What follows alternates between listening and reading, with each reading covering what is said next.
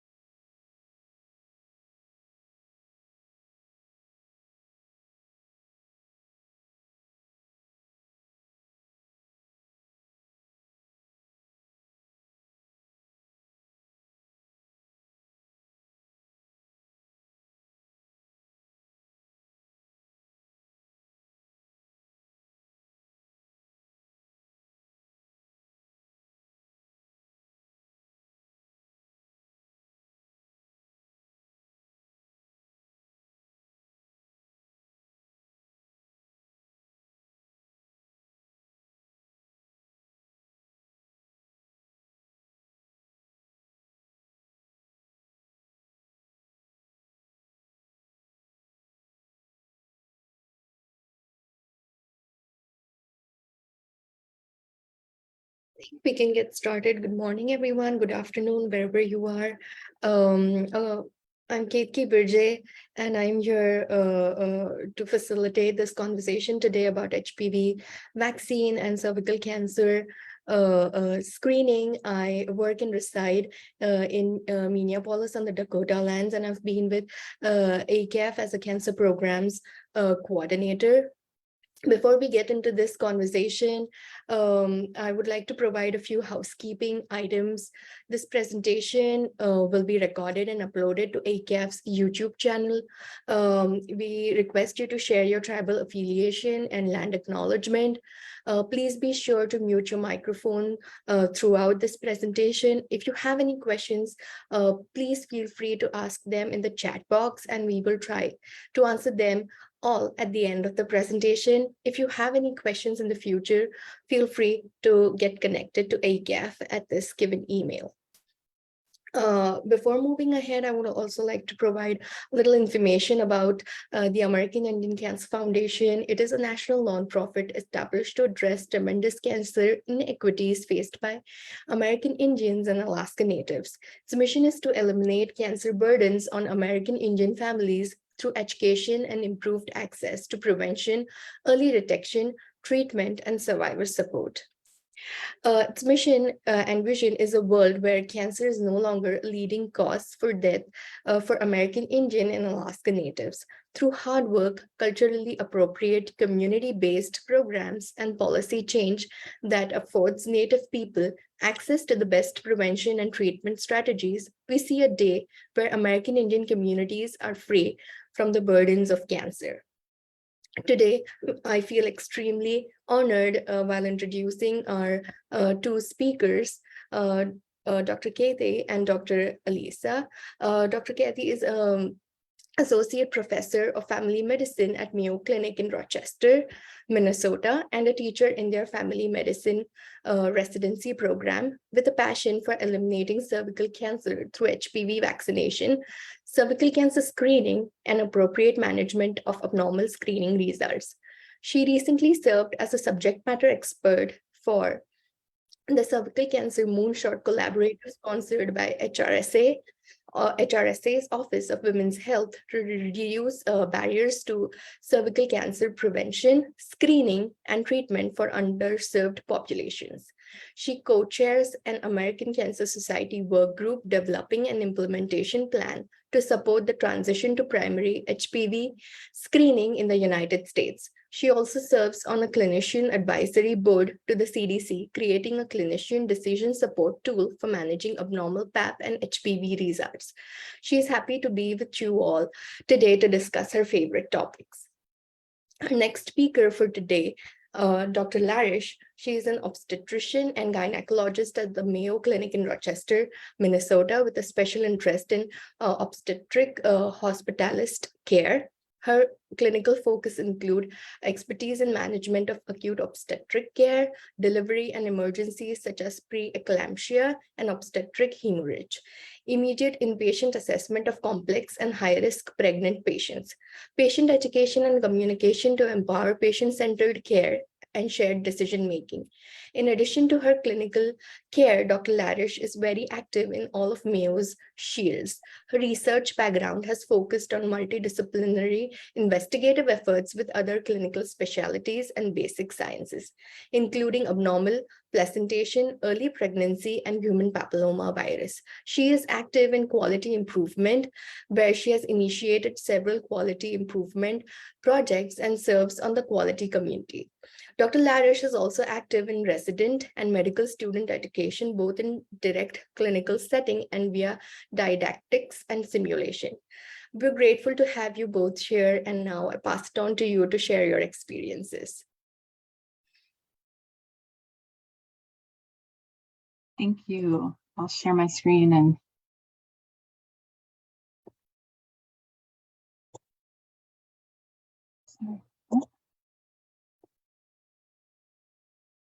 it always works better when you're practicing than when you're in real life.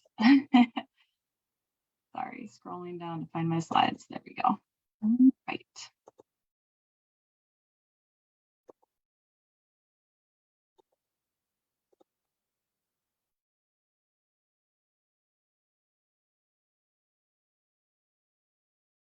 Okay. Hopefully everybody can see the slides and we will begin. So I am so grateful to be here, to have this opportunity to have time together during Cervical Cancer Awareness Month to share information about a topic that I am very passionate about, eliminating cervical cancer. First, I'd like to start with a land acknowledgement statement. Dr. Larish and I want to personally acknowledge that Rochester, Minnesota, where we are both calling from, was founded on the ancestral land of the Dakota people. We acknowledge the Dakota people's roots in this area, dating back to their creation stories at the Bedote, the confluence of the Minnesota and Mississippi rivers north of Rochester. We acknowledge and respect their thriving past, resilient present, and promising future, and are so grateful to be with you here today. My goal is that following this webinar, you will feel comfortable describing and encouraging 3 cervical cancer prevention strategies for your patients. The strategies include HPV vaccination, cervical cancer screening, and appropriate management of abnormal results. Most importantly, I want to share the message that cervical cancer is preventable and empower you to help others access these interventions. My presentation will be about 30 minutes, followed by Dr. Larish speaking for about 10 minutes on pregnancy and cervical cancer screening. So we're hoping we have at least 10 minutes left for questions and discussion. Look forward to that. This graph shows the population prevalence by age of HPV infection in dark blue, precancer in light blue, and cancer in purple. What's important to note here are the opportunities to prevent cervical cancer. Primary prevention with HPV vaccination, ideally before HPV exposure. Secondary prevention with screening between the ages of 21 and 65. And secondary prevention with treatment of precancers CIN2-3 to prevent the progression to cancer. I'll start the review of cervical cancer prevention strategies by addressing HPV vaccination. But first, it's important to understand the natural history of human papillomavirus. The box on the left represents a normal or non-infected cervix. And if we move to the right, the lighter blue box shows HPV infection, which may cause some minor pap changes or positive HPV testing on screening, and this may require some closer follow-up for a while. But there's still a high likelihood of clearing, or at least the HPV infection decreasing to a level that it's clinically undetectable and not causing problems. And about 90% of the time, there's clearance of HPV infection or HPV infection latency within a couple of years. But if the HPV infection persists over many years, there is potential for cervical precancer to develop, as represented by the purple box. Usually treatment would be recommended with excision of precancerous tissue called a LEAP, or a freezing procedure called cryosurgery or ablation. But some precancers that aren't treated will progress to invasive cervical cancer, as shown in the box on the right. I want folks to recognize that human papillomavirus is the most common sexually transmitted infection in the US and around the world, to such an extent that the CDC says that almost all unvaccinated people will likely have an infection or exposure at some point in their life, though they might not realize it because clearance is also very common. So in the US, you can see the numbers that are predicted right now, about 43 million people currently infected and 13 million new infections per year. A really important message that I take away from these statistics is that HPV is ubiquitous and exposure is a common part of being a sexually active human being if you are not vaccinated. So an HPV infection is not a reason for shame or stigma, and I really try to reinforce that with my patients. And fortunately, with vaccination for girls since 2006 and for boys since 2011, we have a safe way to protect our kids as they get older. Although today's webinar is focused on cervical cancer prevention, it's important to be aware that persistent HPV infection may cause other types of cancer in both women and men, as noted in this slide, which is why vaccination is recommended regardless of sex. The current 9-valent HPV vaccine, brand name Gardasil 9, could prevent about 92% of all of these cancers. This slide shows the current Advisory Committee on Immunization Practice, or ACIP, and CDC HPV vaccine recommendations. There is a routine recommendation that all 9 to 26-year-olds should receive this vaccine series. Ideally, this is started at the 11 to 12-year well child visit and completed before the age of 13. That's considered on-time vaccination. But any female or male through age 26 should be routinely caught up with this vaccine series, and it's acceptable to start at age 9 to 10, which is what we do at Mayo Clinic. I want to make sure people understand that other examples of routine recommendations would be our routine infant, toddler, and child vaccines, including polio and pneumonia, tetanus, pertussis. These are routinely recommended vaccines for everyone in the appropriate age group, which means we as healthcare providers need to absolutely and strongly recommend these vaccines as the default option, unless, of course, there's an identified contraindication. So this is a bit in contrast to the recommendations that came out in 2019 from ACIP to approve the HPV vaccine for 27 to 45-year-olds. This was not done in a routine recommendation category, but rather in a shared clinical decision-making category. The reason for this is that most people in that age group have had past exposures because they've been sexually active. And so from a public health or population level benefit, it's going to be much lower than vaccinating someone before they have HPV exposure. Now, there certainly can be individual level benefit, and I definitely support vaccination in this age group, but believe the focus and energy should be on vaccinating young people pre-HPV exposure to maximize the benefit of the vaccine. This slide illustrates the concept of number needed to vaccinate, kind of like number needed to treat, which you're probably familiar with, and it shows how many 9 to 26-year-olds would need to be vaccinated to prevent anogenital warts, cervical precancer, and cervical cancer, compared with 27 to 45-year-olds. And this slide really helps me visualize the points just made about the benefit of vaccinating at a younger age. You can see the significant differences in the lower numbers we need to vaccinate the 9 to 26-year-olds compared with the higher numbers in the 27 to 45-year-old age group. So again, showing that the earlier we vaccinate, the more effective the vaccine will be at prevention. How many doses? Well, the good news is if the series is started before age 15, that age has such a robust immune response that they only need 2 doses. If the vaccine is started at age 15 or older through age 45, then 3 doses would be needed. There is increasing evidence supporting the concept of a single dose HPV vaccine approach, but that is not currently the recommendation from ACIP. I want to reinforce that HPV vaccination is safe. Millions of doses have been given in the US and around the world, with ongoing monitoring and research supporting the safety of this vaccine. Side effects that do occur are mild and actually essentially identical to those that occur with the Tdap and meningococcal, particularly a sore arm being the most common, but not concerning side effects. So how are we doing with HPV vaccination in the US? Data from the National Immunization Survey for Teens, shown here, reflects an upward trend in both initiation of the vaccine series and completion through the years, which is great. But there are some gaps that remain. The first gap I would point out is between the Tdap and meningococcal dose rates at the 11 to 12-year visit, which run about 89 to 90%, compared with the HPV initiation rates in 2020 of 75%. Really, those should be similar because those 3 vaccines are offered at the same visit, or I should say recommended. And another gap is that between initiation and completion of the vaccine series. You can see the 75% initiation and the 58.6% series completion. And so to me, that's an opportunity to be more proactive about ordering a return nurse visit for the additional dose or doses and having a strategy of catching kids and teens up at all visit types.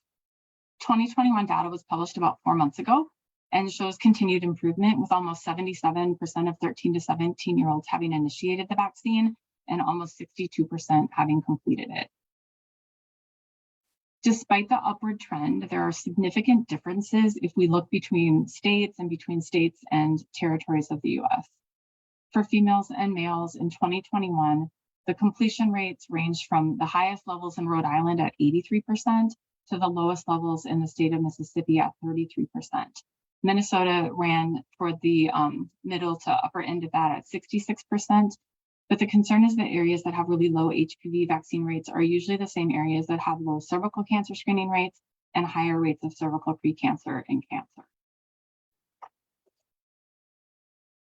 This is 2021 data that looked at HPV vaccine coverage by race and ethnicity, and I've highlighted the American Indian, Alaska Native rates here.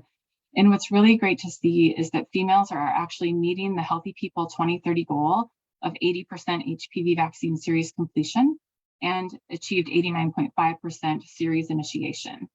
The rates for males across the board run lower than females, but still are quite good here. And any of the data that has the 2 stars is basically comparing rates to the non-Hispanic white referent population, and the AIAN population has the highest rates overall. That is good to see as well. This slide illustrates the effectiveness of the HPV vaccine at lowering HPV infections. And so what they did was look at data from the National Health and Nutrition Examination Survey. Girls and young women ages 14 to 24 were included, and they compared their HPV infection rates during the years of 2003 to 2006, which would be considered pre-HPV vaccination timing, and 2015 to 2018. And they saw an 88% decline among the 14 to 19-year-olds and an 81% decline in HPV infection among the 20 to 24-year-olds. So really impressive evidence of the efficacy of the vaccine in that regard. We also have evidence that HPV vaccination results in less cervical precancer. Here you can see CIN2 plus precancer cases in 2008 in dark blue compared with 2016 in light blue. This is population-based surveillance data from 5 communities that make up a group called the HPV Impact Cohort. And really the key finding is that significant decrease in precancers in 20 to 24-year-olds who would have had a routine recommendation for HPV vaccination and availability of that, compared with the older aged women who actually had some increase in CIN2 and were not in the vaccinated population. And most exciting, just in the past couple of years, there have been several studies published showing population level evidence of reduction in cervical cancer with HPV vaccination. And part of the reason it took so long to get this data is that cervical cancer happens over many, many years. And so it takes time to reflect the benefit of the vaccination. So this is out of Sweden, and they reported cumulative incidence of cervical cancer according to HPV vaccination status. And what they found was that the young women vaccinated under age 17 were 88% less likely to develop cervical cancer. Those vaccinated at 17 to 30 were 53% less likely to develop cervical cancer. The entire cohort had the opportunity to have cervical cancer screening started at age 23. So there's similar studies and data out of the UK and the US that have been published as well. So for the HPV vaccine section of this talk, I want to end with a message that I hope empowers you. And that is the fact that you can make a difference. There are multiple studies showing a strong recommendation for vaccination from a healthcare provider makes a significant difference in vaccine uptake. And really, even during these more difficult times in terms of vaccine acceptance, a trusting relationship with a primary care provider, especially over time, has an impact. I would also want to share my strong belief that shared decision-making is not appropriate for vaccines with a routine recommendation from ACIP. So this would include the 9 to 26-year-old HPV vaccine recommendation. It is appropriate for 27 to 45-year-olds and was set up to be that way. And certainly there are many issues that we deal with in primary care that are appropriate for shared decision-making. One that I think about a lot is breast cancer screening. There's not consensus between the guideline groups about the age to start, the frequency with which to get mammograms. And so having a conversation with patients is very appropriate. But when you have interventions that are of significant benefit, minimal risk, there is professional consensus and there's not an alternative. That's where we kind of find these ACIP routinely recommended vaccines falling. And when I'm teaching the residents about this, because sometimes they don't feel comfortable making that strong announcement style recommendation, I ask how they approach rear-facing infant car seats, and say it's kind of like that. I mean, we're not engaging in conversation or discussion about whether that should happen or not. We're just providing a strong recommendation that it should happen. And so I hope you feel empowered to do that. All right, now we're going to turn to screening. Even with the availability of HPV vaccination for primary prevention, cervical cancer screening as a secondary prevention strategy remains a priority. Screening has been highly effective in decreasing cervical cancer incidence and mortality in countries that have screening programs. This graph in particular shows declines from 1975 to 2019 in both incidence and mortality related to cervical cancer of just over 50% in the US. And if you go back even further, looking at data from the early 1950s when Pap test screening was first implemented, those declines in incidence and mortality are actually around 75%. But despite the declining cervical cancer rates overall, there are definitely inequities that persist. This figure shows age-adjusted rates per 100,000 women for cervical cancer incidence and mortality by race and ethnicity. American Indian, Alaska Native women have the third highest incidence and third highest mortality rates from cervical cancer in the US, behind Hispanic and Black women.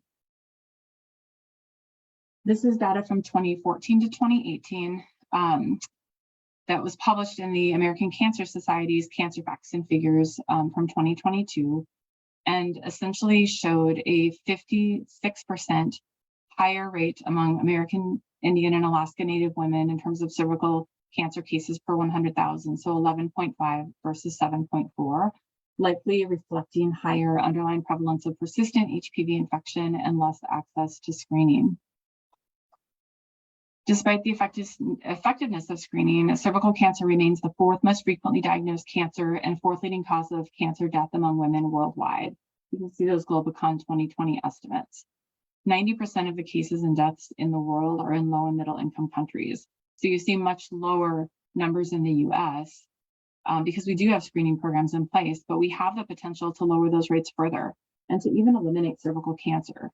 Both the World Health Organization and the American Cancer Society in the past couple of years have set a goal of cervical cancer elimination.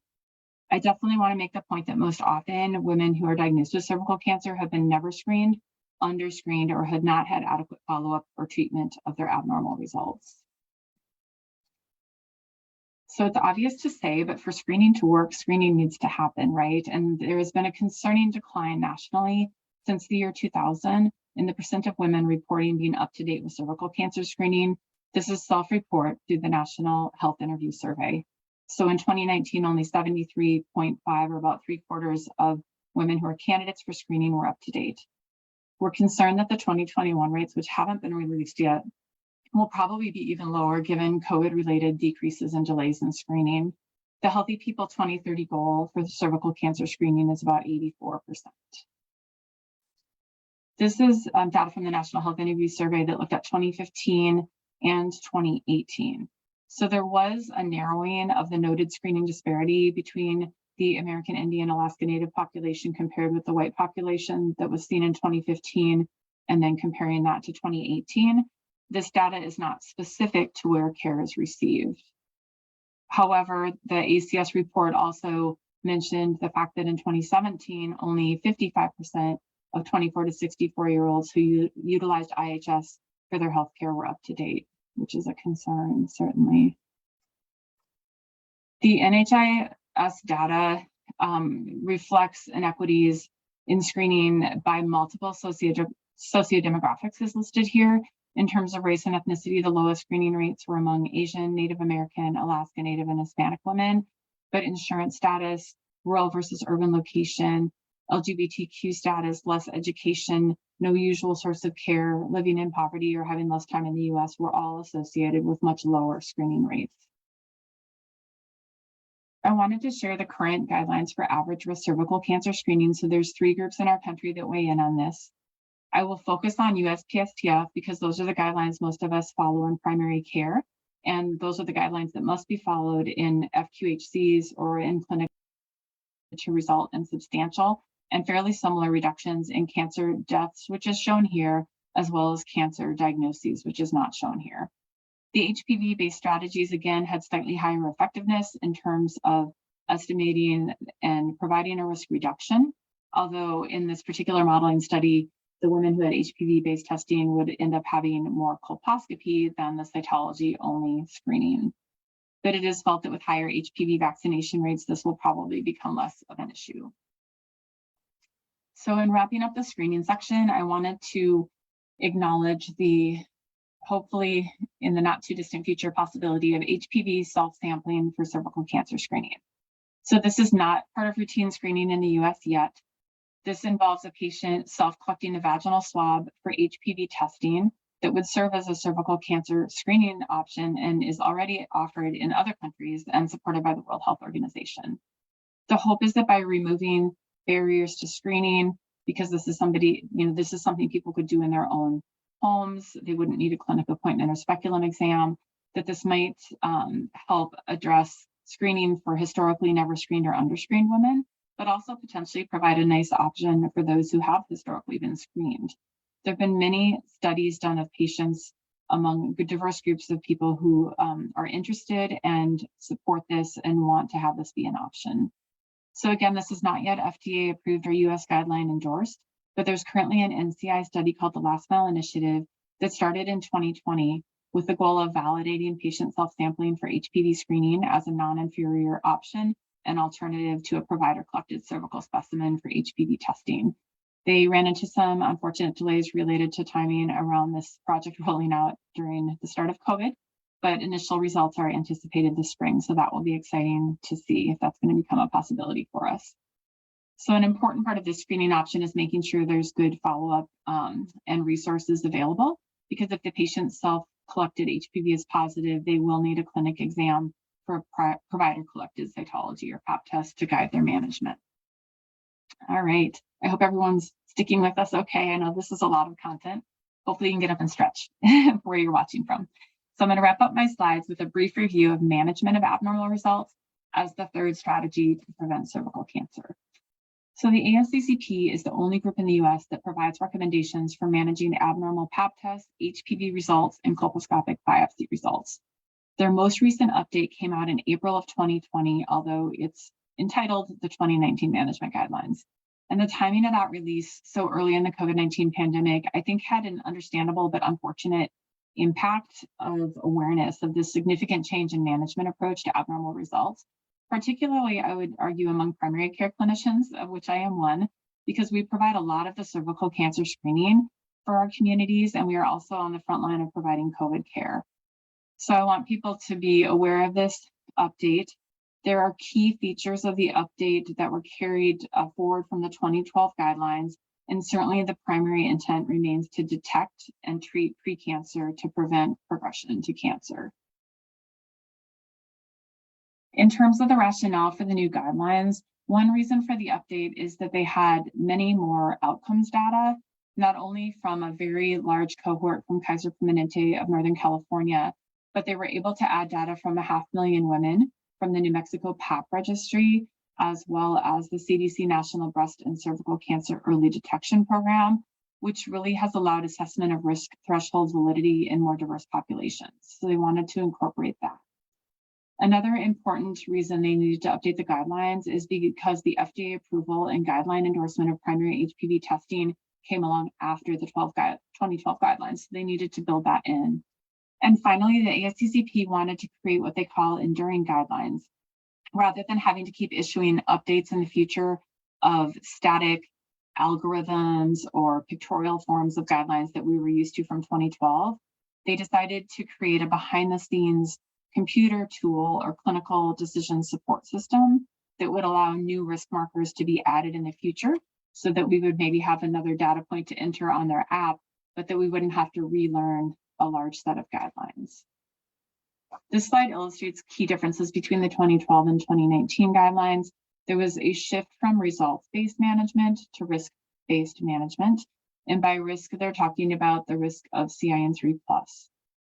The new tool provides an individual level risk assessment. So you're taking your patient's current and prior PAP, HPV, and colposcopic results, putting it into the app program, and really getting an individual level, immediate, and 5-year CIN3 risk prediction. Ideally, this will result in less intervention for lower risk patients and it'll be safer for higher risk patients because they will more quickly be sent to colposcopy or treatment. And the biggest difference, I would argue, is that we pretty much need to use this risk calculator or app to know what the proper management is for our patients with abnormal results. I think fortunately for those of us in primary care, we're very familiar with these kind of tools, ASCVD risk calculator to decide if patients would benefit from statin, FRAX tools around osteoporosis management, and the like. In terms of accessing the guidelines, there's two ways to do this. One is to purchase the ASCCP app. I certainly wish it was not $9.99. I think that seems pretty darn expensive for an app, but that's what it is. If you have a smart device, it can be really convenient if you can carry that with you at clinic to plug in your patient's data and get the recommendation. There is a no charge option, which involves going to the asccp.org website. You do have to fill out a registration form with your email, wait a few minutes to get an email from them that you link into to access. So it's cumbersome. It doesn't fit well into a busy clinic day, but it is available for no charge, which is the benefit of that approach. I think it's helpful to look at this key figure from their guidelines. It really explains what's going on behind the scenes with the app. So if you start on the left side and you as the clinician have entered your patient's data, what the clinical decision support tool is trying to figure out is if their immediate risk of CIN3+ is 4% or higher. And if it is, the recommendation that's going to prompt on the app is that this patient needs to have colposcopy or potentially even expedited treatment if the risk is high enough. Going back to the left side of the screen, if the patient's immediate risk of CIN3 or worse is below 4%, then the app is accessing risk tables and those patients' results to determine what the estimated 5-year risk is of CIN3+, and that guides the management decision, either suggesting the patient come back in 1 year, 3 years, or 5 years. If your patient is told that 5-year return is okay through the app, they would have the risk equivalent of somebody in the general population with a negative primary HPV test or co-test. If the app generates a 3-year return, that risk equivalent is equivalent to the risk of a negative PAP, since we do those at 3-year intervals. And if a 1-year return is prompted, essentially the risk is following below the colposcopy threshold for referral, but above the 3-year return. And finally, I think the clinical decision support system tools are going to have the potential to help us even further, hopefully in the near future, if we can connect the ASCCP app recommendations with our electronic health record. So one of the barriers of the app is needing to do the manual entry of the patient data, and that can seem a little overwhelming for a busy clinician, and figuring out the proper clinical scenario to enter with at the app can be confusing as well. But there is a project happening right now at the CDC where they have designed a clinical decision support tool that they're piloting in a few clinics in the United States. And essentially what this would do would be to connect the ASCCP guidelines with the electronic health record and auto-populate what we would normally put in by hand in terms of the data, and then provide the recommendation to the clinician without the clinician needing to go through the work of entering all the data. So this is costly and complicated to develop, but it's great to see the CDC taking this on. Their intent is that the coding for this will be free or open source. They're trying to create an EHR agnostic tool so that regardless of whether you have Epic or Cerner or some other system, it could connect to this, and they could roll this out in clinics across the country. Obviously, it wouldn't work for clinics that still have paper-based charting, so that would be a barrier. I've also included a link to a clinical decision support tool that was created by Rebecca Perkins, who's the lead author of the ASCCP guidelines. This is targeted toward patients, and it has information about vaccination and screening, but I found it useful as a clinician as well if you have a chance to peek at that later. All right, thank you so much. I am grateful to be with you today. I want to extend my thanks to the American Indian Cancer Foundation for the chance to spend time with you reviewing these 3 steps on the pathway of prevention to cervical cancer. I hope you feel informed and empowered to encourage and support your patients and other important people in your life to participate in vaccination and screening and follow-up of abnormal results. Really looking forward to your questions and discussion after Dr. Larish's presentation. I will stop sharing. Hello, everyone. Let me start sharing my screen here.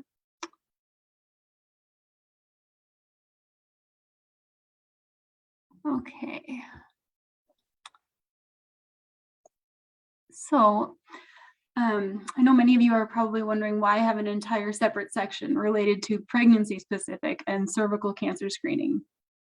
Well, the answer to that really is that that's a very unique time of relationship development between a patient and provider, in which a woman has many contacts with the healthcare system, typically about 8 to 10 visits. And during that time, a conversation can continue between the provider and the patient regarding things like HPV vaccination, maybe a history of any cervical procedures and how that might impact a pregnancy. And it really is a moment where a lot of education can be done throughout that time. So these are some things that I, talk about with patients when they ask me regarding, the cervix in pregnancy, the role of it, how can HPV impact that.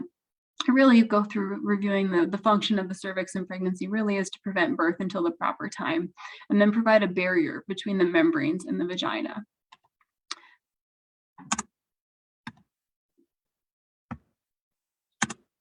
Here we go. So one question that most patients ask is, is cervical screening or cervical cancer screening safe in pregnancy? And this comes up early on because typically when we see patients in prenatal care, we do a full physical exam at their first prenatal visit. And that often includes that pap smear at that time.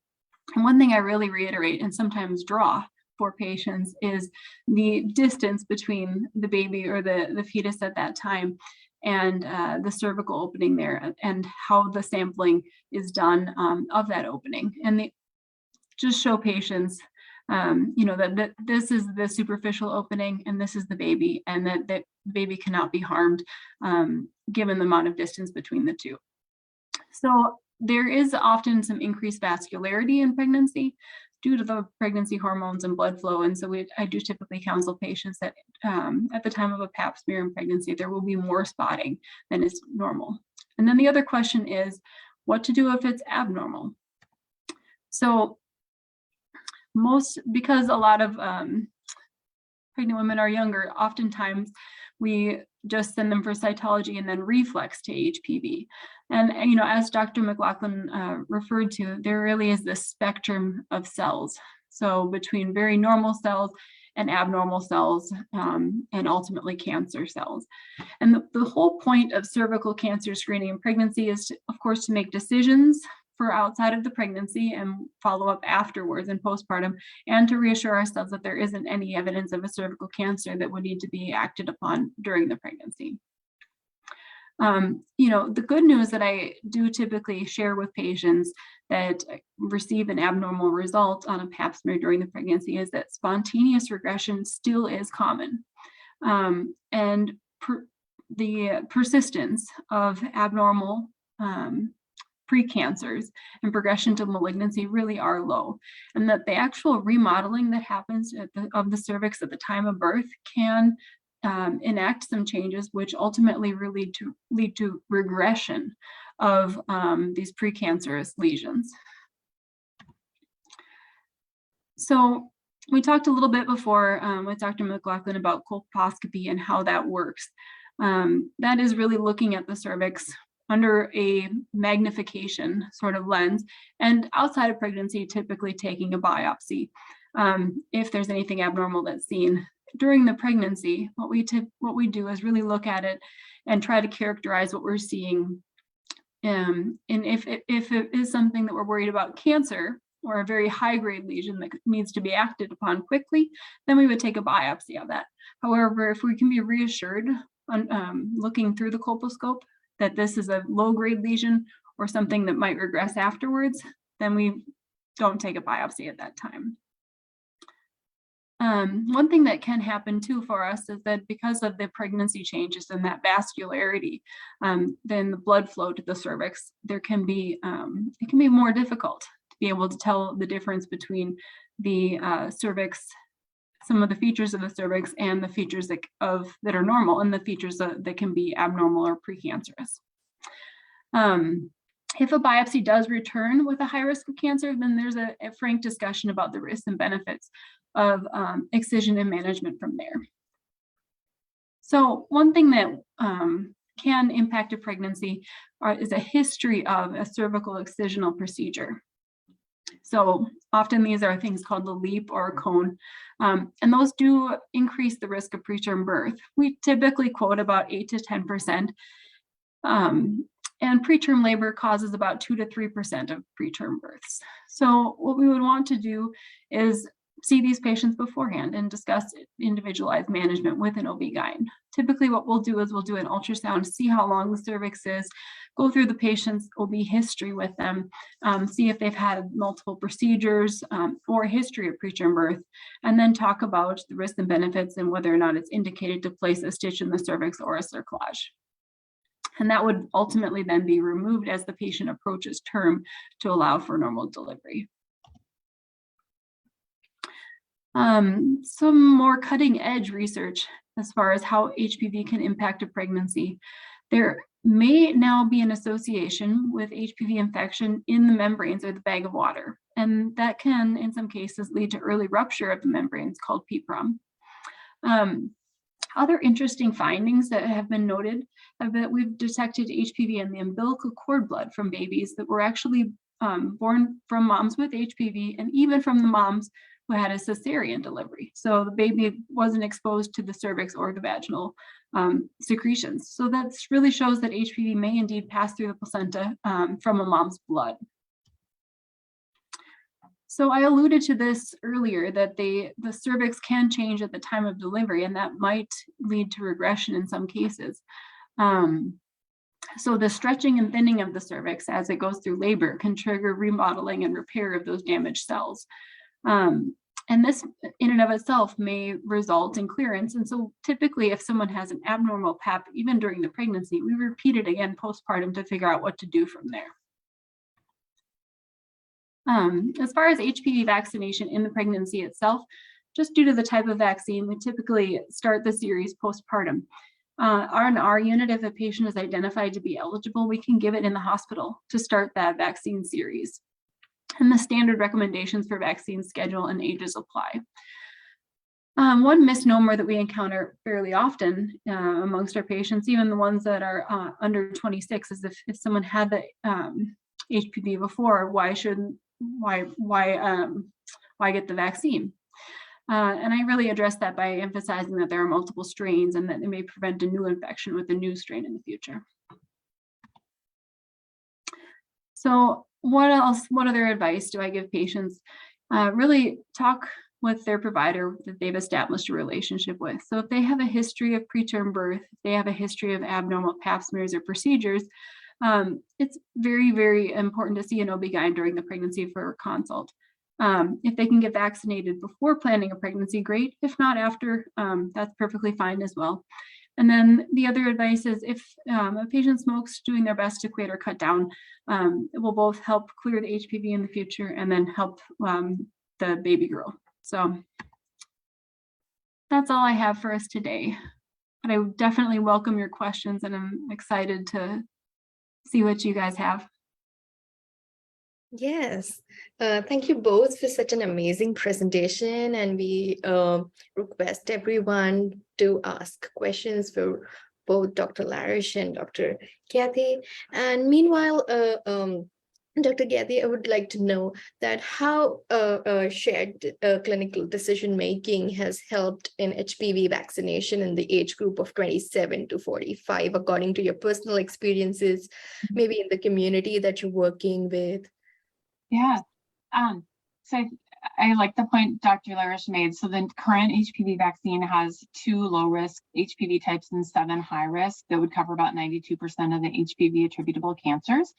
And so, you know, she made a good point that if you have had a positive HPV test, you know, the vaccine would not necessarily protect against one you've been exposed to, but there are lots, and 7 of them are covered by the vaccine.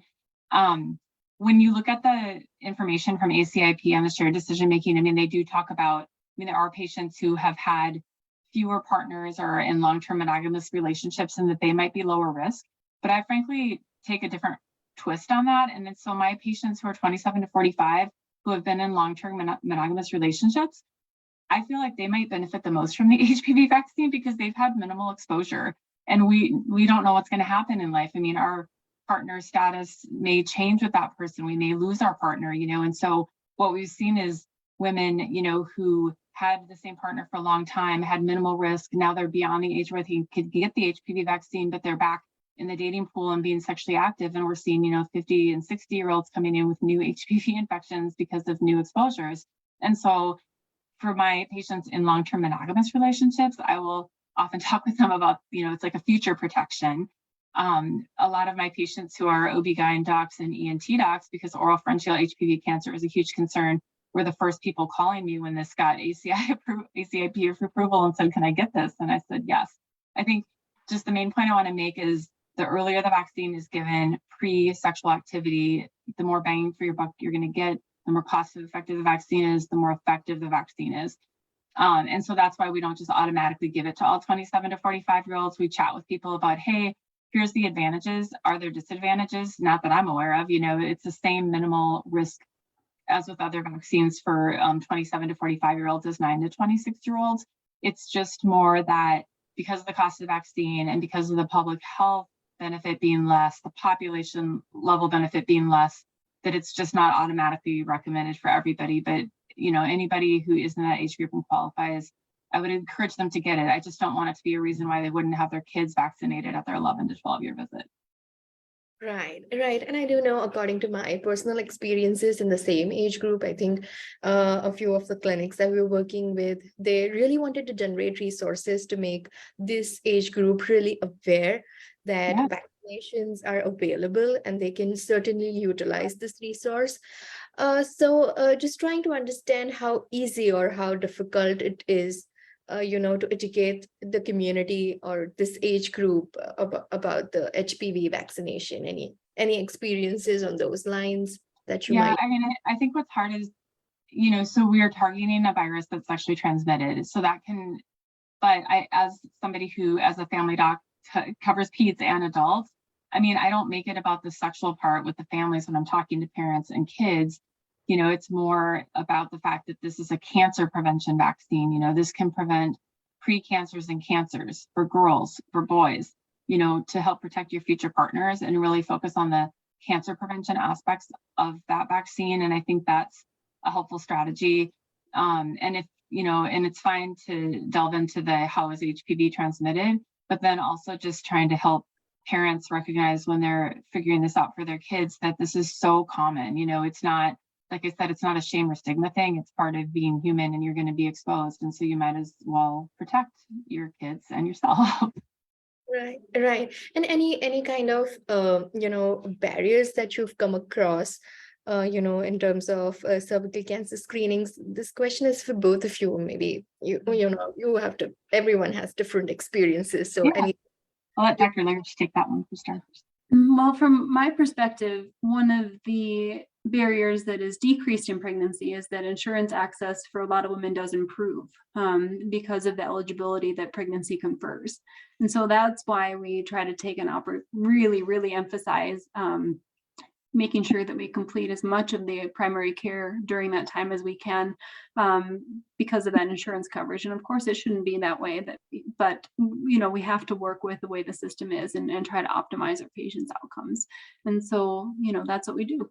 And then as far as, barriers that might otherwise exist, for example, the vaccine, I think that the timing of the doses and the number of doses needed is really kind of the biggest barrier in making sure patients are able to come back for the repeat vaccinations afterwards. And I think talking in terms of the screening barriers, what I see is getting time off of work during the clinic day to come in, some anxiety or discomfort around having a pelvic exam, fear around that. Sometimes it's things like transportation or insurance, but a lot of the times I think it's just fitting it into your day and then having that exam. And so that's where the self-sampling, if it's proven to be an effective screening option for women and people with the cervix, could be huge at lifting some of those barriers. If people, if you can put a tampon in, you can do the swab for the HPV self-sampling. Right. And again, with personal experiences, one of our clinic, they were trying to, provide at-home tests for HPV screening and cervical cancer screening, but the major barrier for that was they were not covered by insurance. So anything on those lines, because there's a lot of stigma that's surrounded with the screening, and that's kind of creating a barrier for, women to go there, be at the clinic and get themselves, screened. So Yeah, I think, once we have FDA approval for, so there are kits people can order online. I don't recommend it. They're not FDA approved. But once we have an FDA approved kit, then the guideline groups will likely get on board and endorse it. And once USPSTF endorses self-sampling, then it would be covered by insurances. So I think that barrier is going to change in the next probably 3 to 5 years, hopefully sooner. yes, that's right. And we're hopeful that it should change in the coming years. And again, Dr. Katie, you did made a point about the ASCCP management app. And can you just let us know about the practical approach or practical use of that app? Yeah, I hope everybody's using it. I mean, I feel like, again, when it came out, we were all kind of in crisis mode with COVID, understandably. And, the ASCCP, I mean, they're not a for-profit group, but they put a tremendous amount of time and energy and hours into getting the guidelines set up, building the clinical decision support, making the app, which is, why it has the cost that it has. But I think that hopefully with the CDC tool, if clinics can make that kind of talk with their system, that will be a cost-effective way to bring the guidelines and kind of push them into our faces as providers so that we do the right thing. That method of getting people to follow guidelines usually works best if we're told the right thing to do and don't have to figure it out ourselves and enter 10 data points or something into an app. That's right. So those are the questions that we had. Any last words from both of you before we sign off? I would just say again, thank you for inviting us, and it's great we could come during January during Cervical Cancer and Health Awareness Month. And if anyone has follow-up questions that they want to route through the AICIF, we're happy to take those. And I echo that sentiment completely. We would love to take any further questions that come up after the webinar. And it's been a real honor and privilege. We're so grateful to have you here and share your experiences. Thank you both. And thank you everyone that joined in today for this conversation. Bye. Take care.